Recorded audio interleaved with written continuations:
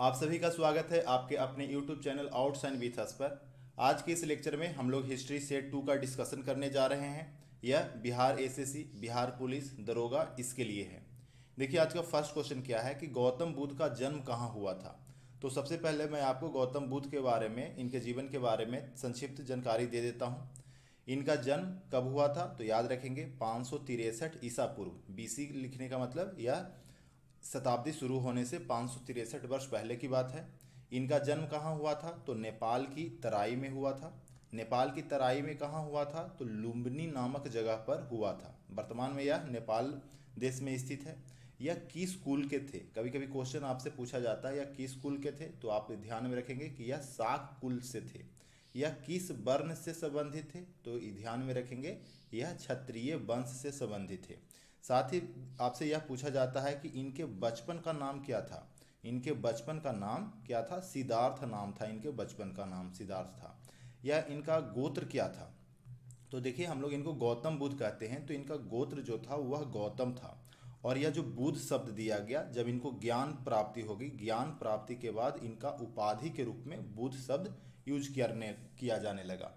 इनके पिता का नाम आपसे पूछा जाता है तो इनके पिता का नाम क्या है, सुदोधन है। इनके पिता का नाम क्या है, सुदोधन है। इनकी माता का नाम, तो इनकी माता जो इनको जन्म दिए थे वो माता का नाम महामाया था। और ये जन्म के 7वें दिन ही, इनका जब जन्म हुआ इनके 7वें दिन के बाद ही इनकी माँ यानी महामाया का देहांत हो गया। तब इनका पालन पोषण किसने किया तो पालन पोषण इनकी सौतेली माता प्रजापति गौतमी ने की थी। तो ये बात आपको ध्यान में रखना है। साथ ही साथ आप ये ध्यान रखेंगे कि इनका शादी किससे हुआ, इनका विवाह किससे हुआ तो विवाह किनसे हुआ तो यशोधरा से इनका शादी हुआ था। और यशोधरा किस वंश से थी तो आप ध्यान में रखेंगे कि यह कोलीय वंश से थी। और साथ ही साथ आप नोट करते चलेंगे इनका पुत्र का नाम क्या था तो ध्यान रखेंगे पुत्र का नाम राहुल था। चलिए एक बार मैं आपको फिर से रिवाइज करा देता हूँ कि इनका जन्म 563 बीसी 563 ईसा पूर्व में हुआ था, नेपाल में हुआ था, लुम्नी नामक जगह पर हुआ था। यह किस कुल से थे, शाक कुल से थे। कौन से वर्ण से संबंधित थे, क्षत्रिय वर्ण से संबंधित थे। बचपन का नाम क्या था, सिद्धार्थ था। किस गोत्र से थे, गौतम गोत्र से थे। इनके पिता का नाम सुदोधन था, इनके माता का नाम महामाया था। जन्म के 7वें दिन ही महामाया की मृत्यु हो गई। तब इनका पालन पोषण इनकी सौतेली माता गौतमी ने किए थे। इनका विवाह यशोधरा के साथ हुआ था जो कोलीय वंश से संबंधित थे। और इनके पुत्र का नाम राहुल था। तो इतना बात आपको इनके जीवन से संबंधित ध्यान में रखना है। तो इस क्वेश्चन का राइट आंसर क्या होगा, गौतम बुद्ध का जन्म कहाँ हुआ था तो गौतम बुद्ध का जन्म लुम्बिनी नामक स्थान पर हुआ था। चलिए अगर हम पहले ऑप्शन की बात करेंगे सारनाथ, तो सारनाथ में ये अपना पहला उपदेश दिए थे। ध्यान रखेंगे कि सारनाथ में ये अपना पहला उपदेश दिए थे। और अपना पहला उपदेश कितने लोगों को दिए थे तो ये 5 भिक्षुओं को दिए थे। और किसके बारे में दिए थे तो जो बौद्ध धर्म में जो 4 आर्य सत्य के बारे में बताया गया है, इसके बारे में ये जानकारी दिए थे। बौद्ध गया क्या है तो बौद्ध गया में भगवान बुद्ध को ज्ञान की प्राप्ति हुई थी। किस नदी के किनारे ज्ञान की प्राप्ति हुई थी तो निरंजना नदी के तट पर हुआ था। और किस ब्रिज के नीचे तो आप ध्यान में रखेंगे कि पीपल ब्रिज के नीचे इनको ज्ञान प्राप्त हुआ था। कुशीनगर किया है तो कुशीनगर में इनको निर्वाण प्राप्त हुआ था, यानी कि इनका मृत्यु हुआ था। और बौद्ध धर्म में मृत्यु को क्या कहते हैं तो मृत्यु को महापरिनिर्वाण बोलते हैं, महापरिनिर्वाण कहते हैं। तो इतना बात आपको समझ में आ गया होगा। चलिए मूव करते हैं दूसरे क्वेश्चन की ओर। दूसरा क्वेश्चन क्या है कि गौतम बुद्ध का जन्म का नाम क्या था। देखिए अभी अभी मैंने आपको बताया कि गौतम बुद्ध के बचपन का नाम क्या था, बचपन का नाम सिद्धार्थ था। और इनका जो गोत्र था गौतम। और अगर हम कुल की बात करें तो यह शाक कुल से संबंधित थे। और इनका अगर हम वंश की बात करें तो कौन सा वंश था तो क्षत्रिय वंश था। तो इस क्वेश्चन का राइट आंसर क्या होगा, ऑप्शन ए, इनका बचपन का नाम सिद्धार्थ गौतम था। क्वेश्चन नंबर 3 की बात करें कि गौतम बुद्ध का जन्म किस शताब्दी में हुआ। ध्यान रखेंगे गौतम बुद्ध का जन्म 563 बीसी में हुआ था, यानी कि ईसा पूर्व 563 ईस्वी में हुआ था। ईसा के पहले 563 साल पहले। और इनका मृत्यु 80 वर्ष की अवस्था में 483 बीसी में कुशीनगर में हुआ था। तो अब यहाँ पर बताइए कि 563 बीसी का मतलब क्या हो गया कि 6वीं शताब्दी ईसा पूर्व, यानी कि इस क्वेश्चन का राइट आंसर ए हो जाएगा। चलिए मूव करते हैं नेक्स्ट क्वेश्चन की ओर, करेंगे क्वेश्चन नंबर 4। क्वेश्चन 4 में क्या है कि गौतम बुद्ध के पिता का नाम क्या था। तो याद रखेंगे गौतम बुद्ध के पिता का नाम क्या था, सुदोधन था। और ये क्या थे, तो ये नेपाल में जो शाक गणराज है, तो शाक गणराज के ये राजा थे, या फिर आप कह सकते हैं यह प्रमुख थे। तो राइट आंसर क्या हो जाएगा, 4 का ऑप्शन ए। चलिए जिनको भी यह पीडीएफ चाहिए आप मुझे इस नंबर पर व्हाट्सएप करेंगे, मैं आपको यह पीडीएफ दे दूंगा। इसके लिए एक मैं ग्रुप चला रहा हूँ, आप उस ग्रुप में ऐड हो जाएंगे। चलिए नेक्स्ट क्वेश्चन, क्वेश्चन नंबर 5 क्या है कि गौतम बुद्ध की माता का क्या नाम था। देखिए गौतम बुद्ध को जन्म देने वाली माँ का नाम था महामाया, और इनका जो मृत्यु है जन्म के 7वें दिन, इनको गौतम बुद्ध को जन्म देकर ये 7वें दिन इनका देहांत हो गया। तब इनका पालन पोषण, यानी गौतम बुद्ध का पालन पोषण कौन किए थे, तो प्रजापति गौतमी ने किए थे। तो इस क्वेश्चन का राइट आंसर क्या हो जाएगा, ऑप्शन बी। क्वेश्चन 6 की बात करें कि गौतम बुद्ध का विवाह किसके साथ हुआ था। तो गौतम बुद्ध का विवाह यशोधरा के साथ हुआ था। और यशोधरा किस वंश की थी, तो ध्यान में रखिएगा कि यह कोलीय वंश की थी। और इनके पुत्र का नाम कभी कभी पूछा जाता है, तो पुत्र का नाम क्या है, तो पुत्र का नाम राहुल था।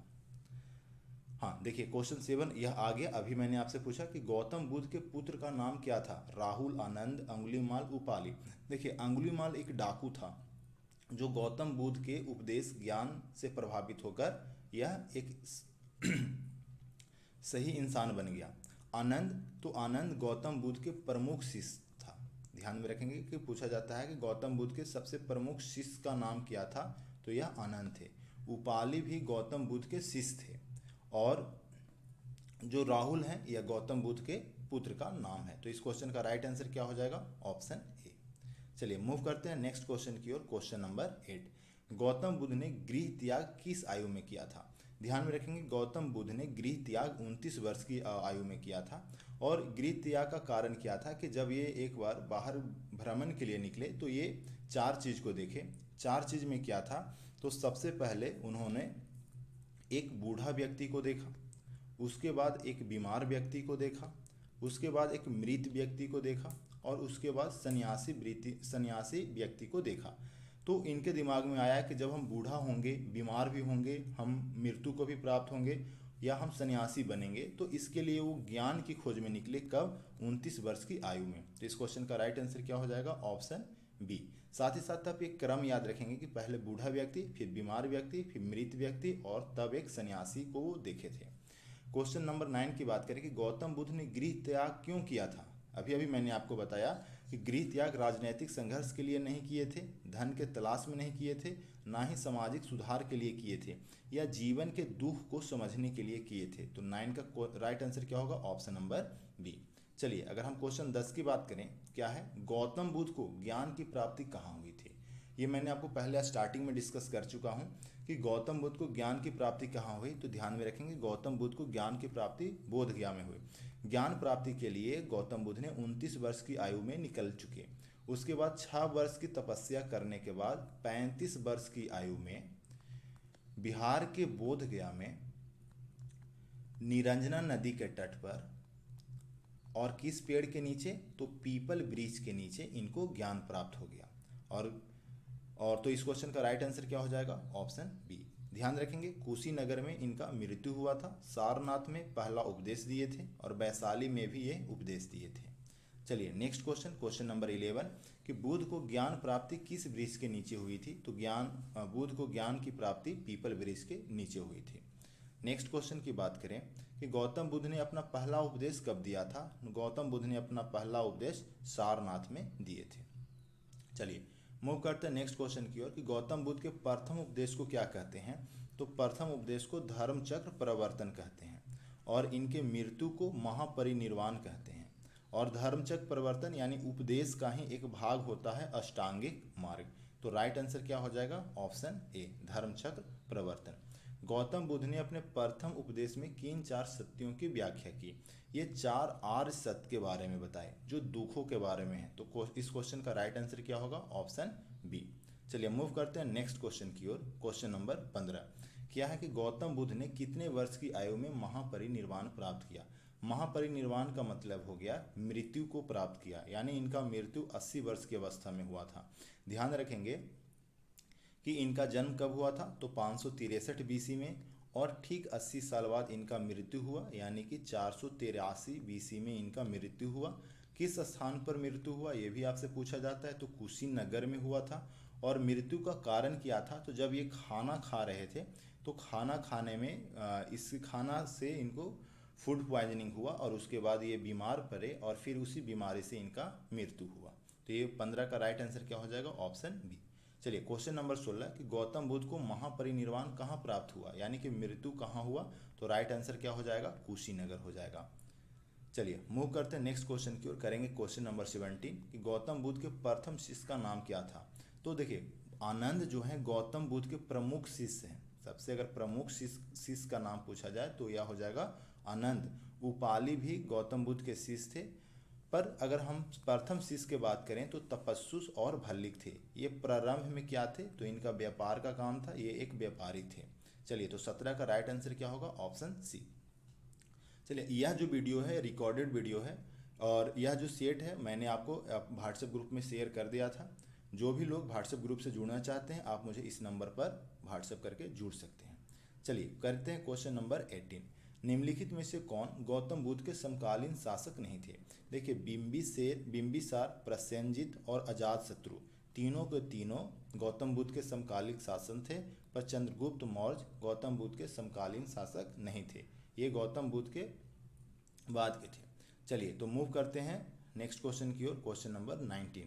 गौतम बुद्ध ने अपने जीवन काल में किस महिला को प्रथम भिक्षुणी के रूप में स्वीकार किया था। तो प्रथम भिक्षुणी कहने का मतलब कि बौद्ध धर्म अपनाने वाली पहली महिला। तो इस क्वेश्चन का राइट आंसर हो जाएगा महाप्रजापति गौतमी।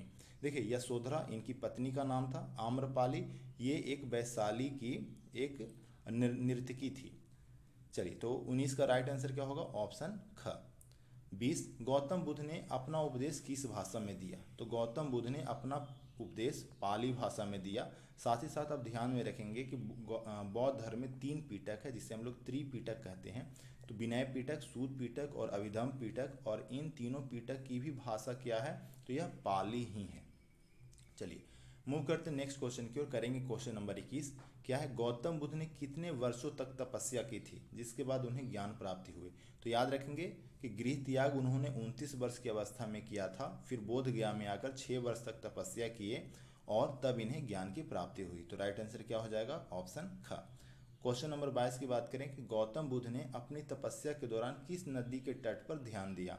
तो इस नदी का नाम क्या है, निरंजना नदी, कहीं कहीं नैरंजना भी रहता है। वर्तमान में अगर इसकी बात करेंगे तो यह कौन सा नदी है, तो यह फल्गु नदी है। तो राइट आंसर क्या हो जाएगा, ऑप्शन ग। क्वेश्चन नंबर 23 गौतम बुद्ध को ज्ञान प्राप्ति के दौरान किसने भोजन प्रदान किया था। तो सुजाता नामक महिला ने इनको खीर प्रदान किया था। तो राइट आंसर क्या हो जाएगा, ऑप्शन ख। चलिए मूव करते हैं नेक्स्ट क्वेश्चन की ओर, क्वेश्चन नंबर 24।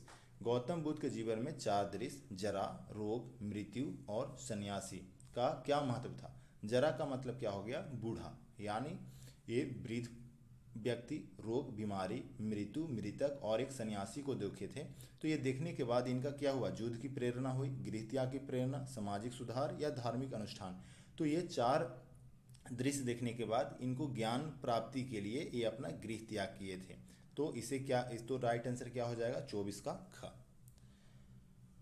25 गौतम बुद्ध ने अपने जीवन में किस प्रसिद्ध डाकू को धर्म के मार्ग पर लाया। तो इसका राइट आंसर क्या हो जाएगा, अंगुलीमाल। अंगुलीमाल एक डाकू था, इसे वो धर्म के रास्ते पर लाए थे। गौतम बुद्ध, क्वेश्चन नंबर 26 गौतम बुद्ध के चचेरे भाई जिन्होंने उनसे विरोध किया कौन थे। तो गौतम बुद्ध के चचेरे भाई का नाम क्या था, देवदत्त था, जो गौतम बुद्ध से हमेशा विरोध करते थे। चलिए मूव करते हैं नेक्स्ट क्वेश्चन की ओर, क्वेश्चन नंबर 27। गौतम बुद्ध ने अपने उपदेशों में किस सामाजिक प्रथा की आलोचना की थी। वर्ण व्यवस्था, यज्ञ और कर्मकांड, दोनों, या राजतंत्र। तो ये वर्ण व्यवस्था साथ ही साथ यज्ञ और कर्मकांड दोनों की आलोचना की थी। तो क्वेश्चन नंबर 27 का राइट आंसर क्या हो जाएगा, ग हो जाएगा। चलिए मूव करते हैं नेक्स्ट क्वेश्चन की ओर, क्वेश्चन नंबर 28। गौतम बुद्ध ने अपने जीवन काल में कितने वर्षों तक उपदेश दिया। तो ये 45 वर्षों तक, यानी मृत्यु इनका हुआ था 483 बीसी में, यानी कि 80 वर्ष की अवस्था में, और 29 वर्ष की अवस्था में गृह त्याग किए थे। 6 वर्ष के बाद इनको ज्ञान प्राप्ति हुआ, यानी 35 वर्ष की अवस्था में ज्ञान प्राप्ति हुआ। तो 35 वर्ष से मरने तक यानी 80 वर्ष की अवस्था तक ये उपदेश देते चले। तो कितने वर्ष का समय काल हो गया? 45 वर्ष का। तो राइट आंसर क्या हो जाएगा? 29 का ख। मूव करते हैं नेक्स्ट क्वेश्चन की ओर। Question number 29। गौतम बुद्ध के अंतिम भोजन के बाद उनकी मृत्यु का कारण क्या बना? विषाक्त भोजन, स्वाभाविक मृत्यु, बीमारी या चोट? देखिए यहाँ पर दो ऑप्शन एक जैसा है, क और ग। विषाक्त भोजन कहने का मतलब कि जहरीला भोजन, और एक बीमारी। तो इनका मृत्यु भोजन के कारण ही हुआ था, पर मृत्यु भोजन के कारण हम लोग न लिखकर बीमारी लिखेंगे, क्योंकि हुआ क्या कि पहले इनको जब ये खाना खाए तो उसमें जहर मिला हुआ था, उसके बाद इनको बीमारी पकड़ा और तब यह बीमारी से कुछ दिनों के बाद मृत्यु हुआ। तो राइट आंसर क्या हो जाएगा? ऑप्शन ग।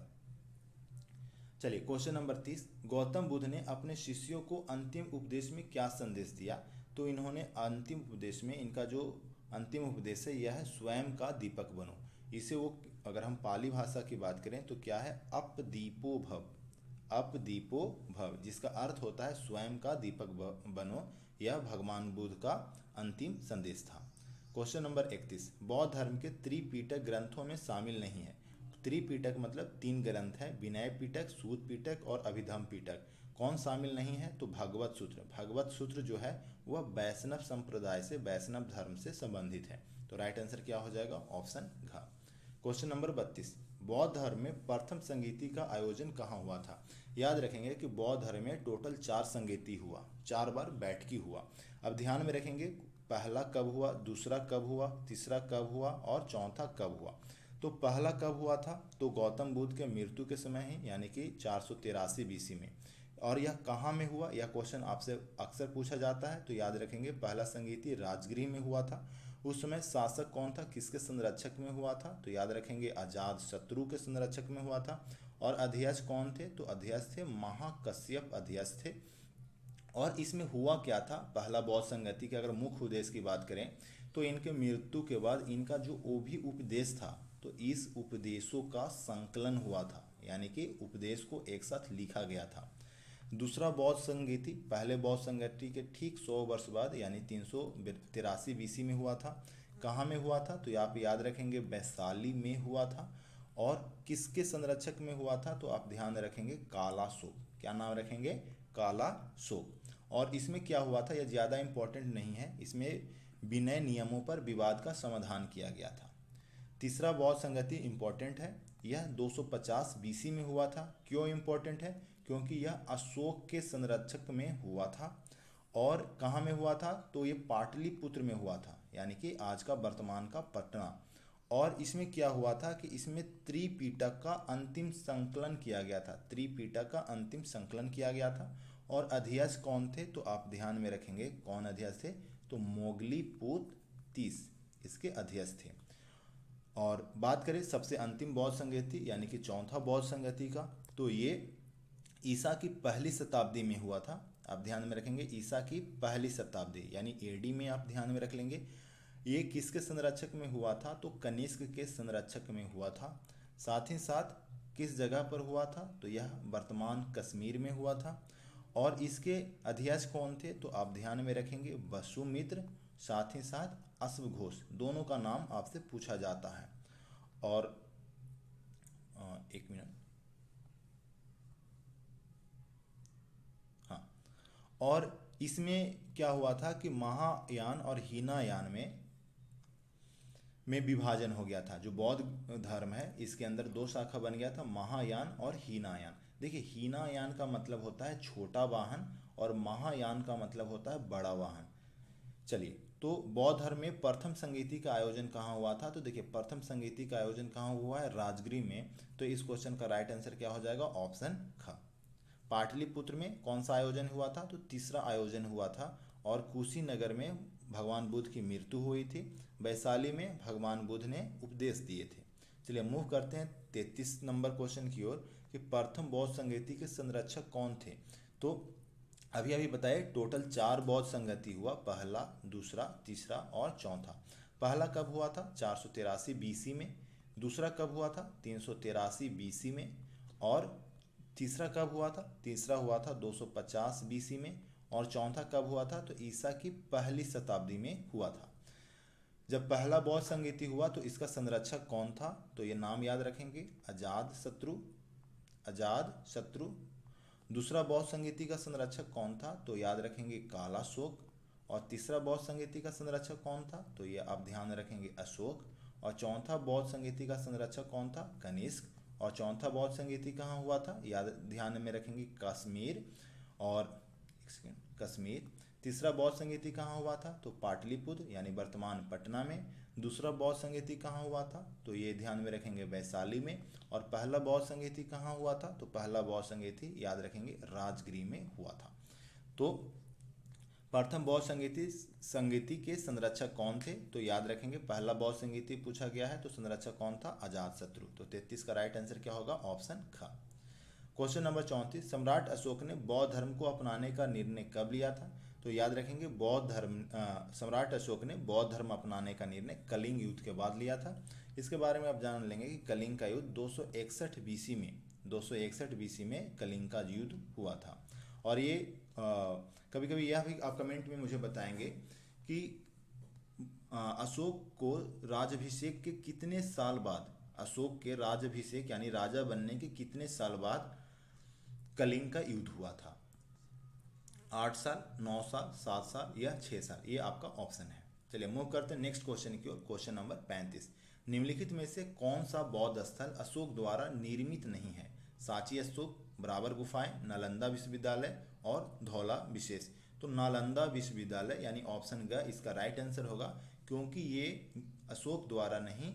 आप कमेंट में बताना, मैं आपको हिंट देता हूं कि यह एक गुप्त वंश के शासक के द्वारा बनाया गया था। तो कौन से गुप्त वंश के शासक थे जिन्होंने नालंदा विश्वविद्यालय की स्थापना की? चलिए मूव करते हैं नेक्स्ट क्वेश्चन की ओर। क्वेश्चन नंबर 36, अशोक के शिलालेख में बौद्ध धर्म के प्रचार के लिए नियुक्त अधिकारियों को क्या कहा जाता था? यानी कि बौद्ध धर्म के प्रचार प्रसार वाले अधिकारियों को हम क्या कहते थे? याद रखेंगे धर्म महामात्र। धर्म महामात्र का काम क्या था? कि बौद्ध धर्म का प्रचार प्रसार करना। तो 36 का राइट आंसर क्या होगा? Option A. चलिए मूव करते हैं नेक्स्ट क्वेश्चन की ओर। क्वेश्चन नंबर 37, कुषाण शासक कनिष्क ने बौद्ध धर्म के किस संप्रदाय के संरक्षण दिया? देखिए, बौद्ध धर्म में हीनयान, महायान, वज्रयान और थेरवाद नामक अलग अलग तरह के संप्रदाय बन गए। तो क्वेश्चन है कि कुषाण ने किस संप्रदाय का संरक्षण दिया था? तो राइट आंसर क्या हो जाएगा? महायान। देखिए, हीनयान का मतलब अभी मैंने आपको बताया था छोटा गाड़ी, हीनयान का मतलब छोटा वाहन। अब ये हीनयान कौन बोलता था? तो महायान वाले लोग दूसरे संप्रदाय को हीनयान बोलते थे, यानी छोटा वाहन। एक तरह से इनका मजाक के अर्थ में हीनयान बोला जाता था, पर इनका ओरिजिनल जो नाम था वह क्या था? थेरवाद। तो इस क्वेश्चन का राइट आंसर क्या हो जाएगा? ऑप्शन ख। चलिए मूव करते हैं नेक्स्ट क्वेश्चन की ओर। क्वेश्चन नंबर 38, चौथी बौद्ध संगीति का आयोजन कहाँ हुआ था? तो अभी अभी मैंने आपको चारों बौद्ध संगीति के बारे में बताया। तो चौथी बौद्ध संगीति का आयोजन कश्मीर में हुआ था। कब हुआ था? ईसा की पहली शताब्दी में हुआ था। और इसका संरक्षक कौन था? तो आप ध्यान में रखेंगे कनिष्क था। और अध्यक्ष कौन था? तो ध्यान में रखेंगे वसुमित्र और साथ ही साथ अश्वघोष। और इसमें क्या हुआ था कि इसमें बौद्ध संप्रदाय महायान और हीनयान में विभाजित हो गया था। चलिए मूव करते हैं नेक्स्ट क्वेश्चन की ओर। क्वेश्चन नंबर 39, कनिष्क के शासनकाल में बौद्ध धर्म के किस विद्वान ने महत्वपूर्ण योगदान दिया? देखिए, कनिष्क के शासनकाल में बौद्ध धर्म का महत्वपूर्ण विद्वान कौन थे? तो इस क्वेश्चन का राइट आंसर हो जाएगा अश्वघोष। अभी मैंने आपको बताया ऊपर में कि अश्वघोष और वसुमित्र मिलके ही ये चौथी बौद्ध संगीति किए थे। तो इसमें अश्वघोष एक ऑप्शन है। तो राइट आंसर क्या हो जाएगा? अश्वघोष। चलिए मूव करते हैं नेक्स्ट क्वेश्चन की ओर। Question number 40। अब देखिए, बैकग्राउंड में आपको कुछ म्यूजिक सुनाई दे रहा होगा, आप उसे इग्नोर कर लेंगे क्योंकि मैं भी घर से वीडियो रिकॉर्ड कर रहा हूँ, बगल में शादी है। निम्नलिखित में कौन सा शासक बौद्ध धर्म का अनुयायी नहीं था? तो हर्षवर्धन, मिलिंद, समुद्रगुप्त और मेनेंदर।